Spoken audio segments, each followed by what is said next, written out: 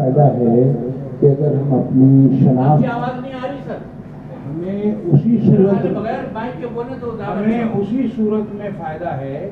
कि अगर हम अपनी शनाख्त के साथ, अपनी आइडेंटिटी के साथ, अपने बयानी के साथ अगर चलते हैं तो यकीनन ये पूरी सरगर्मी जो है हमारे लिए मुफीद हो जाएगी। और अगर इससे हटे तो फिर क्योंकि हमारे दरमियान तो पहाड़ों पर बैठे हुए भी लोग हैं, अभी समझ गया, हमारे दरमियान तो कहने लगे कि साहब ये